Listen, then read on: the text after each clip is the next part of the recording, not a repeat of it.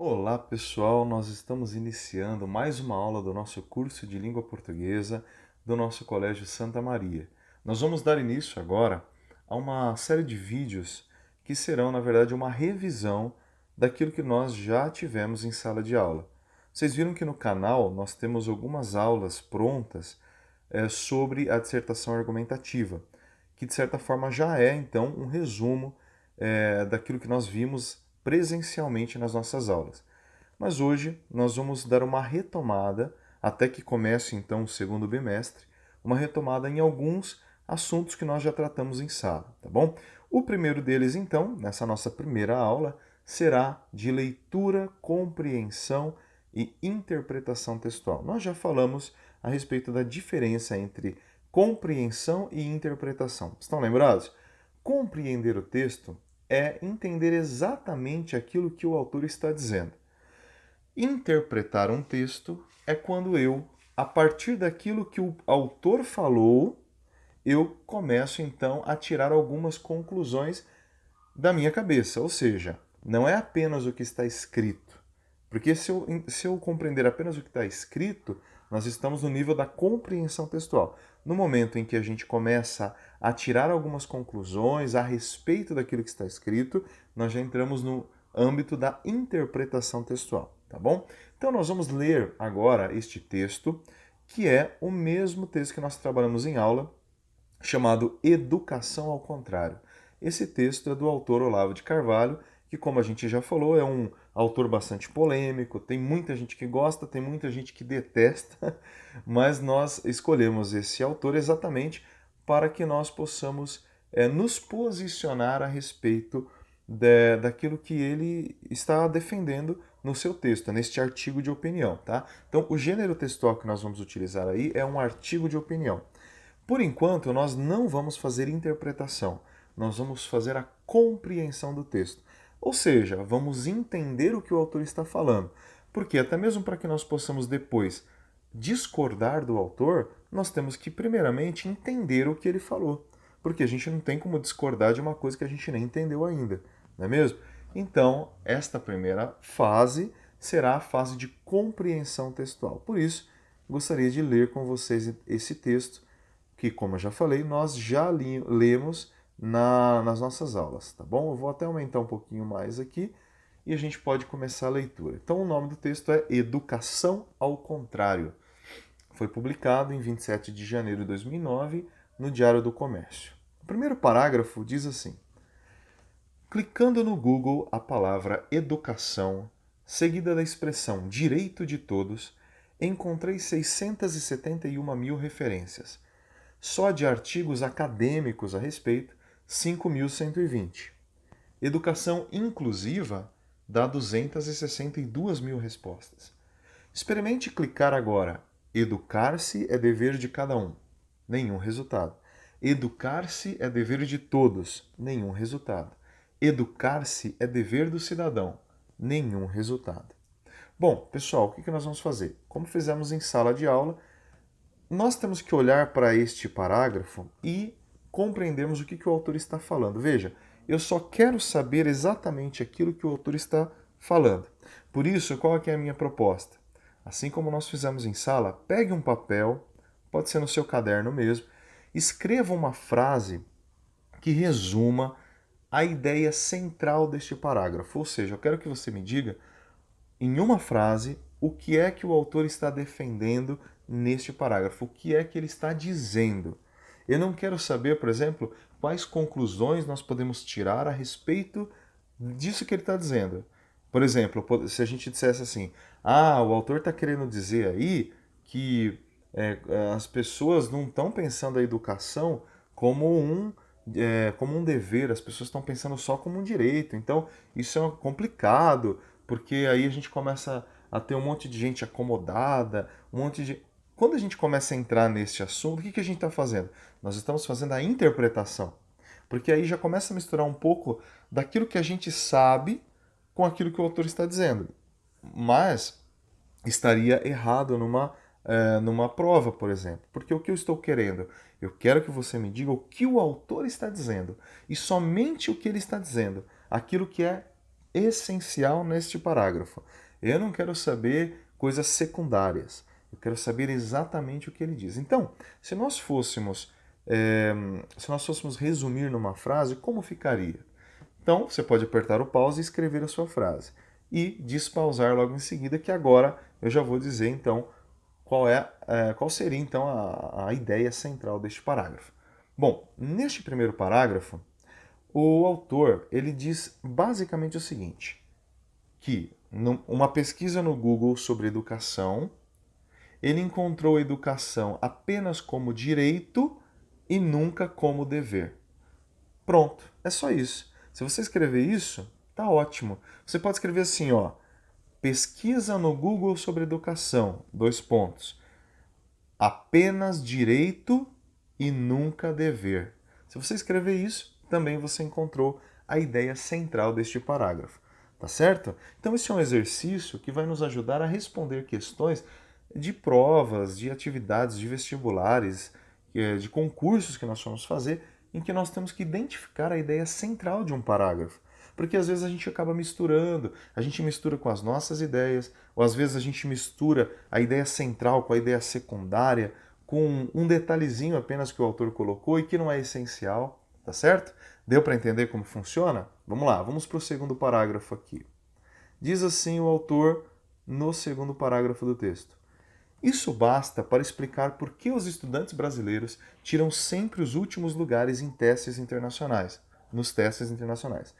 A ideia de que educar-se seja um dever jamais parece ter ocorrido às mentes iluminadas que orientam ou desorientam a formação ou deformação das mentes das nossas crianças.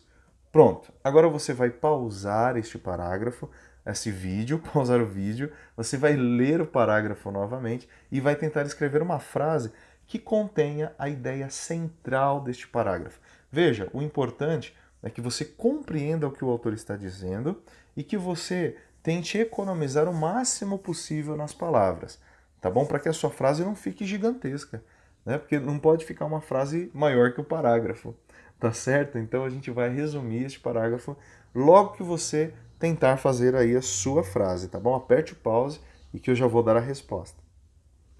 Bom, se você tentou fazer, vamos lá, vamos tentar conferir um pouquinho aí. Ó, quem que o autor está criticando? Se a gente ler com calma esse parágrafo, a gente vai perceber que o autor está criticando alguém. Ele está criticando os educadores. E é claro que aqui ele não está falando dos educadores, ou seja, dos pais. Ele não está falando dos pais. Ele está falando daqueles que estão incumbidos pelo Estado de dar a educação escolar. Tá certo? Então não está falando dos pais. Qual que é a crítica que ele faz? Ele está dizendo que os próprios educadores não entendem que educação é um dever e enxergam a educação apenas como um direito das crianças. Então, as crianças vão se sentir no seu direito de receber alguma coisa e de não se esforçar, de não entender a educação como um dever delas também, de estudar, de se esforçar. Qual vai ser o resultado disso? Que os brasileiros vão sempre tirar os últimos lugares nos testes internacionais. Os estudantes brasileiros vão tirar os últimos lugares. Por quê? Porque eles se acomodaram. Eles entenderam que a educação é apenas um direito deles, segundo o autor. Então eles vão ficar esperando, olha, você escola, você professor, você tem que me dar educação, é meu direito. E aí ele vai querer sempre só receber e achar que ele não tem nenhuma obrigação, nenhum dever. Então, você entendeu a crítica do autor? Resumindo, a crítica é: o autor faz uma crítica aos educadores que só veem educação como um direito e não como um dever. O resultado disso são os últimos lugares dos alunos brasileiros nos testes internacionais. Você pode resumir ainda mais essa frase que eu falei. Isso aqui é apenas um exemplo, tá bom? Mas eu estou fazendo aqui na hora. Você pode tentar diminuir ainda mais as palavras para a sua frase ficar mais enxuta, ficar mais reduzida, tá bom? Vamos lá, vamos para o terceiro parágrafo. Continua então o autor. A ideia de que a educação é um direito é uma das mais esquisitas que já passaram pela mente humana. É só a repetição obsessiva que lhe dá alguma credibilidade. Que é um direito, afinal? É uma obrigação que alguém tem para com você. Amputado da obrigação que impõe a um terceiro, o direito não tem substância nenhuma. É como dizer que as crianças têm direito à alimentação sem que ninguém tenha a obrigação de alimentá-las. A palavra direito é apenas um modo eufemístico de designar a obrigação dos outros. Então vamos lá, só para esclarecer, o que é eufemístico? Essa palavrinha aqui que você está vendo, eufemístico, né? Essa palavra, ela vem de uma figura de linguagem, vocês devem ter aprendido no primeiro ano, que se chama eufemismo. Resumindo, é uma palavra esquisita, mas o que é eufemismo? Eufemismo é quando você usa a linguagem para aliviar alguma situação. Por exemplo, em vez de você dizer que a pessoa morreu, que pode parecer meio pesado, meio duro, você diz a pessoa descansou. Quando você diz descansou, não significa que a pessoa está sentada com as pernas para cima tomando um suco de laranja. Descansou, você está dizendo que ela morreu, só que você está amenizando o fato dela ter morrido com a linguagem. Então você diz ela descansou. Isto é um eufemismo, tá bom? Então, relendo essa última frase aí, o autor está dizendo: a palavra direito é apenas um modo de amenizar, de suavizar aquilo que é a obrigação dos outros. Tá bom? Então aperte o pause e tente fazer aí a sua frase agora. Bom, se você já tentou fazer, então, vamos lá, vamos à resposta. O autor, ele está criticando a palavra direito. Você veja que o centro deste parágrafo é a palavra direito. Ele está dizendo que a palavra direito, ela apenas suaviza a obrigação dos outros.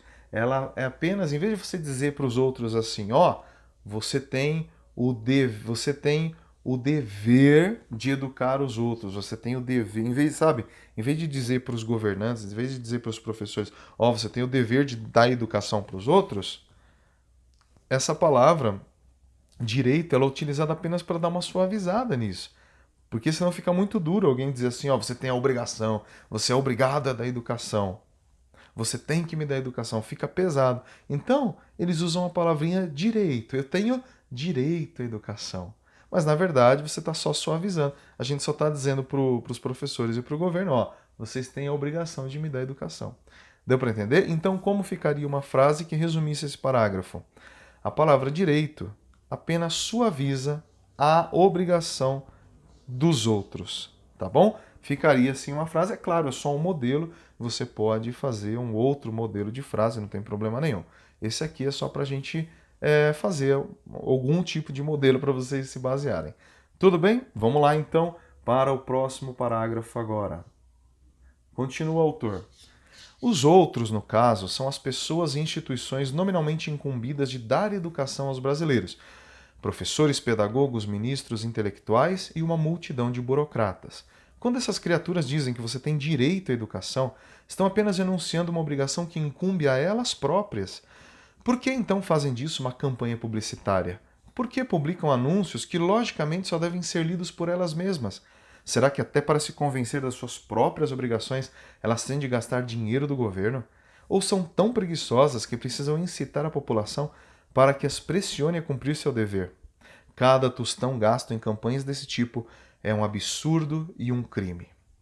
Beleza, pessoal? Aperte o pause e tente fazer agora essa frase aí, encontrando a ideia central do parágrafo. Vamos lá? Bom, se você já tentou fazer, vamos então à resposta. Olha só. O que é que o autor está criticando? O que é que o autor está dizendo aí? Bom, ele está criticando o fato de o governo utilizar dinheiro público para fazer campanhas a respeito da educação como um direito de todos. Quando o governo cria aqueles grandes outdoors, né, fazem toda aquela propaganda de que as pessoas têm direito à educação, elas, na verdade, elas não estão dizendo para elas mesmas que elas têm a obrigação de dar educação para o povo? Não é verdade?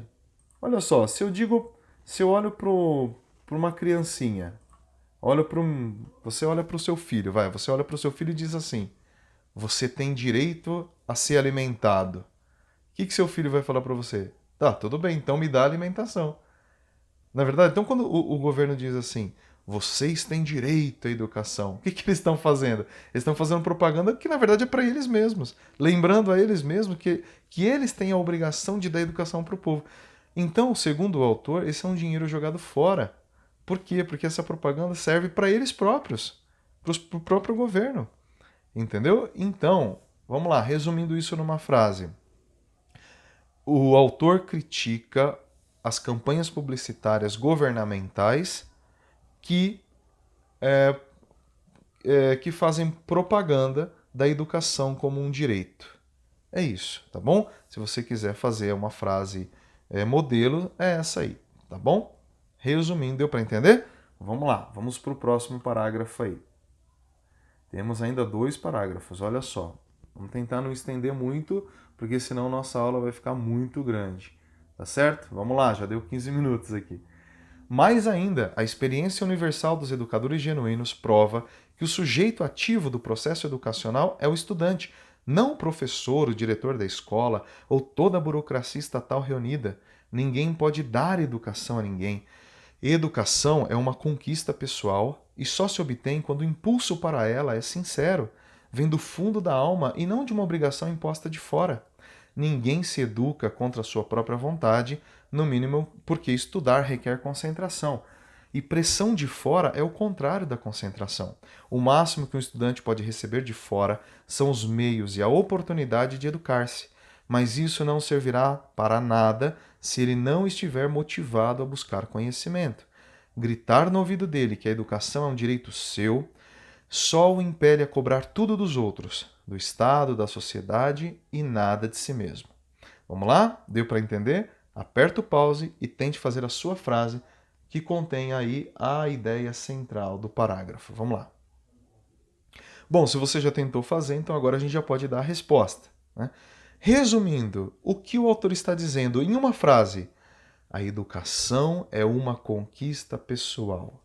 Essa frase resume toda a ideia principal. Vocês podem perceber que tudo que o autor escreve gira em torno desta afirmação, que a educação é uma conquista pessoal. Ele diz que não adianta os outros ficarem mandando você fazer isso, você tem que estudar, você tem que pensar, porque a educação tem que surgir de dentro. A própria pessoa tem que ter interesse em buscar a educação. E aí sim, aquilo vai fazer sentido, aí sim ela vai buscar com a alma, aí sim ela vai aprender de verdade e não sendo pressionada. Geralmente, quando a gente é pressionado, realmente a gente não consegue aprender coisa nenhuma, né? Beleza? Vamos lá, último parágrafo. Se há uma coisa óbvia na cultura brasileira, é o desprezo pelo conhecimento e a concomitante veneração pelos títulos e diplomas que dão acesso aos bons empregos. Isso é uma constante que vem do tempo do Império e já foi abundantemente documentada na nossa literatura. Nessas condições, campanhas publicitárias que enfatizem a educação como um direito a ser cobrado e não como uma obrigação a ser cumprida pelo próprio destinatário da campanha têm um efeito corruptor quase tão grave quanto o do tráfico de drogas. Elas incitam as pessoas a esperar que o governo lhes dê a ferramenta mágica para subir na vida, sem que isto implique, da parte delas, nenhum amor aos estudos, e sim apenas o desejo do diploma. Fim. E aqui nós encerramos este parágrafo. Pessoal, aperte o pause e tente fazer uma frase que resuma este parágrafo. Vamos lá? Bom, se você já tentou fazer a sua frase, então, agora vamos à resposta. O que o autor está dizendo aí, resumindo essa história? O principal desse parágrafo é que o brasileiro só se preocupa com o diploma e não tem interesse pelo conhecimento. Se você escrever essa frase, você resumiu a ideia central deste parágrafo, tá certo? O brasileiro só pensa no diploma, não quer saber do conhecimento. Essa é a crítica que o autor está fazendo. Então, resumindo a ideia central deste texto aqui, qual é? Nós temos 3 palavras principais, né? Direito, dever e educação. São as 3 palavras-chave deste texto. Resumindo, qual que é a ideia que o autor está defendendo? Que o brasileiro, ele vê a educação como um direito seu. E por ver a educação apenas como um direito, ele, por ser um direito dele, ele vai apenas cobrar do governo. Ele fala, olha, eu quero, você me dá, eu quero educação, eu quero aprender. Aliás, eu quero que você venha aqui na sala de aula, me dê aula, mesmo que eu não tenha interesse nenhum, no final eu vou querer o meu diplomazinho, porque o meu diploma vai me dar acesso a um emprego melhor. E aí os brasileiros vão cada vez mais indo mal nos testes internacionais, o brasileiro vai cada vez lendo menos. Por quê? Porque ele não tem interesse, de um modo geral, pelo conhecimento. Ele quer apenas um papel que diga que ele realmente é inteligente, sendo que o papel, a gente sabe muito bem, não prova coisa nenhuma. Essa foi a ideia defendida pelo autor no texto inteiro. Tá bom? Pessoal, era isso que eu tinha para dizer. Espero que você tenha conseguido fazer essa atividade. É a nossa primeira atividade de revisão, tá bom? E a gente se vê então na próxima aula. Espero que você esteja se cuidando aí, que você continue os seus estudos, tá bom? Um forte abraço e até lá!